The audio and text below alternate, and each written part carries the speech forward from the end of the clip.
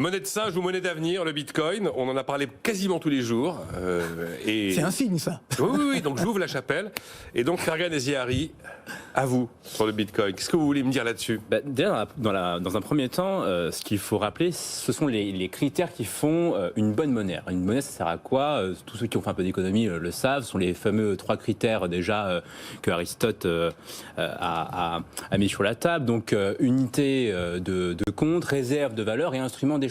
Mais pour que ces fonctions soient correctement remplies, il faut que la monnaie elle-même soit pourvue de certaines caractéristiques. Il faut que cette monnaie soit facilement transportable, qu'elle soit facilement divisible, qu'elle soit durable. C'est la raison pour laquelle on a abandonné les denrées alimentaires qui étaient jadis utilisées pour faire du troc, pour nous tourner vers les métaux précieux. Et il faut que cette monnaie soit aussi rare. C'est-à-dire qu'il faut qu'il y ait une certaine rareté. Et c'est là où, en fait, où Bitcoin a une valeur ajoutée vis-à-vis des monnaies officielles, c'est-à-dire que l'euro, le dollar, les monnaies fiat sont administrées par des banques centrales qui impriment des monnaies officielles comme on imprime des billets de Monopoly, là où le Bitcoin, précisément, est administré par une promesse intouchable qu'il n'y aura pas plus de 21 millions d'unités d'ici une certaine période de temps. Il doit être à 18 millions aujourd'hui, je crois. Exactement. Et donc moi, ça me fait doucement rigoler quand on méprise le Bitcoin, puisque précisément aujourd'hui, la promesse de rareté, selon moi, fait de Bitcoin une monnaie qui est supérieure aux monnaies officielles. Même si elle ne coche pas les 3 cases. Mais pourquoi? Unité de compte, échange et réserve de valeur. Mais non. C'est là, non, c'est-à-dire. Attendez, on va le laisser finir, Bart. Mais pourquoi? Ou quel serait le critère qui ne serait pas rempli? Alors on dit que c'est une monnaie qui est très volatile, mais enfin, c'est volatile à la hausse. Non, mais réserve de valeur, c'est quoi la contrepartie du Bitcoin? La réserve de oui. Mais c'est justement pour se protéger le Bitcoin. Non, on va le laisser finir. On va le laisser finir. Le Bitcoin. Il faut bien comprendre que Bitcoin. Moi j'adore le Bitcoin. C'est une révolte. C'est un instrument de révolte. D'accord, donc c'est pas une monnaie. Contre les dévoiements du système monétaire officiel. C'est une monnaie qui est née en 2009 en réaction à la crise financière. Et donc, vous avez des gens qui sont inspirés par les théories libérales en matière monétaire, puisque l'idée de concurrence monétaire, quelqu'un comme Hayek, qui a eu le prix Nobel d'économie, l'avait déjà avancé à la fin des années 70, si je dis pas de bêtises. Donc, sont des gens qui constatent tout simplement qu'aujourd'hui, la monnaie officielle ne joue plus son rôle parce qu'on l'imprime précisément comme un billet de Monopoly. Et à partir de ce moment-là, on ne peut plus parler de monnaie de qualité quand on parle de l'euro-dollar. Donc ceux qui aujourd'hui s'effraient du Bitcoin, mais alors je ne comprends pas ce 2 poids 2 mesures qui consiste à idéaliser les monnaies officielles alors même qu'on le voit tous les jours et on le critique ici à BFM Business, eh bien les banques centrales se mettent à imprimer des monnaies n'importe comment, là où effectivement un détenteur de Bitcoin a l'assurance qu'il ne sera jamais surpris par une pression inflationniste, quelle qu'elle soit. Ouais. Moi je pense.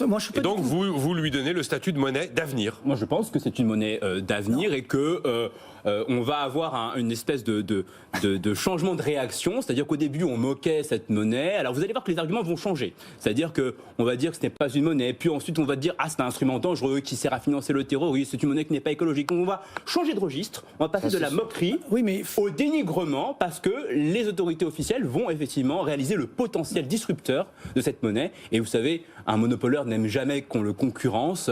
Je crois que Bitcoin est à l'euro ce que Uber fut au taxi. Bon, les réactions commencent à tomber. J'aime bien le monsieur au nœud pape, il a tout compris. Non, ce qu'il faut dire aujourd'hui, il faut être honnête. Il faut être honnête tout simplement. C'est-à-dire, ceux qui veulent investir dans le Bitcoin, moi très bien, il n'y a pas de problème. Mais il ne faut pas appeler ça une monnaie.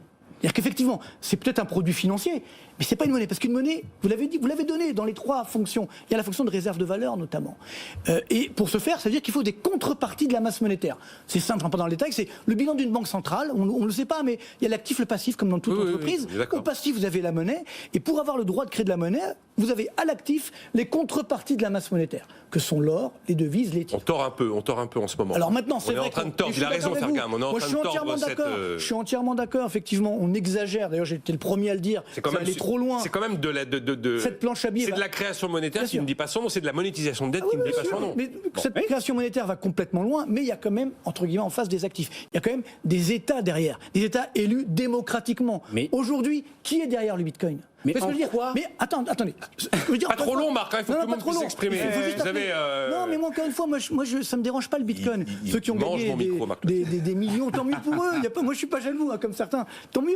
Mais le problème, encore une fois, c'est qu'il faut dire ce que c'est. C'est-à-dire que moi, quand un père de famille me dit que j'achète du Bitcoin, je dis écoute, tu fais ce que tu veux, mais c'est dangereux. C'est le couple rendement-risque. Quand j'ai un rendement élevé, j'ai un risque élevé. Point final. Maintenant, effectivement, que ça soit une stratégie, entre guillemets, qui échappe d'ailleurs complètement à la fiscalité, qui fait que finalement rien n'est contrôlé, moi ça me fait un peu peur, mais c'est mon point de vue personnel. Et surtout, n'oublions pas qu'il y a 1400 crypto-monnaies. Il y en a beaucoup qui se sont effondrées, où on a tout perdu. Parce que là, on parle que du Bitcoin. Mais il y a beaucoup de crypto-monnaies qui se sont effondrées, qui n'ont jamais décollé, et où beaucoup ont perdu leur chemise. Donc voilà, je pense que c'est notre rôle, si vous voulez, d'économiste aujourd'hui, de dire...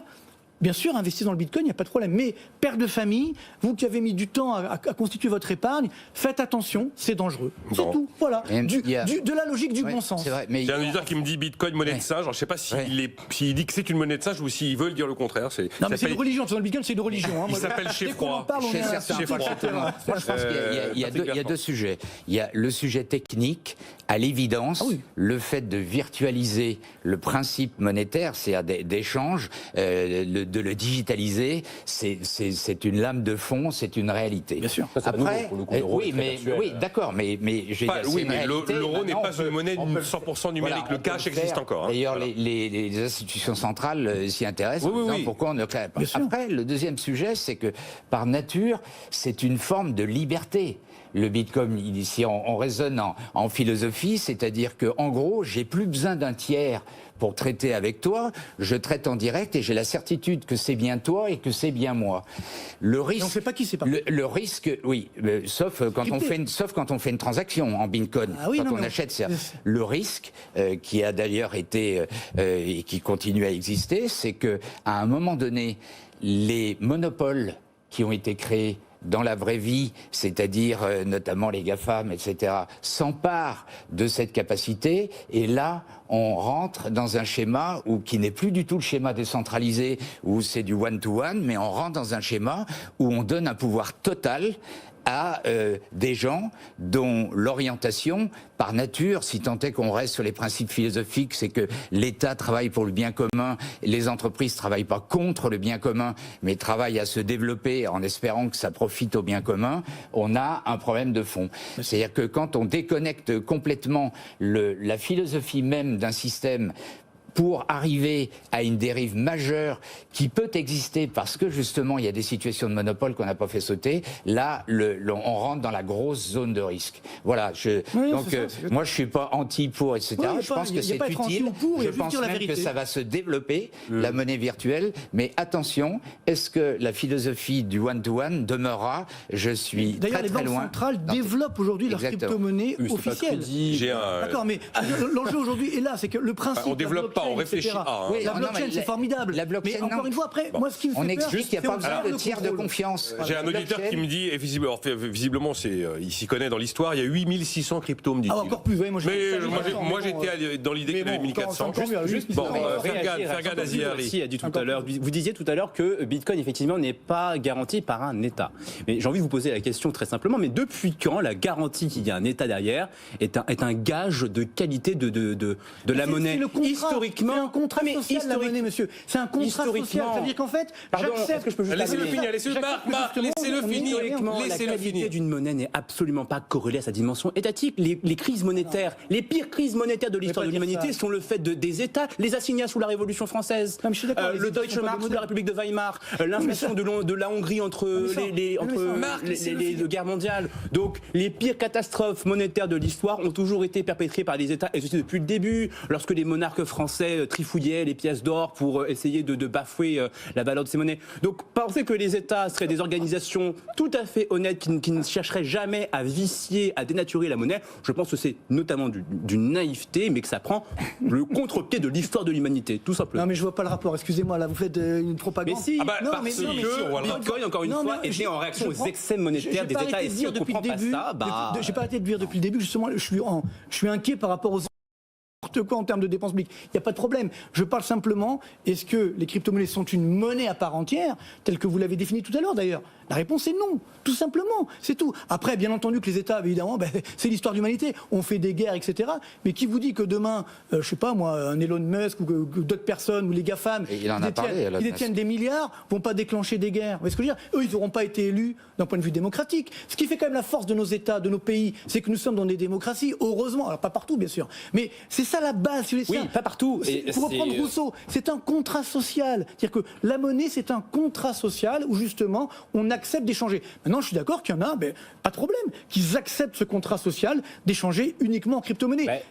Mais de fait, aujourd'hui, il y a le cours légal. De fait, aujourd'hui, le cours légal fait que la monnaie n'est pas un contrat. Vous êtes pour la liberté. Vous êtes libéral, vous êtes pour la liberté. Tout à fait. Moi aussi, je suis pour la liberté. Donc, laissez-moi libre. Si j'ai pas envie... mais vous êtes libre. Non, vous êtes en train de dire. Je ne suis pas en train de vous forcer à utiliser des bitcoins. Uniquement dire, tout va passer uniquement par le bitcoin. En revanche, si je n'ai pas envie, je fais ce que je veux. En revanche, vous avez aujourd'hui que l'euro a cours légal, c'est-à-dire qu'aujourd'hui, l'euro est une monnaie qui est obligatoire. Donc vous parlez de contrat et de liberté.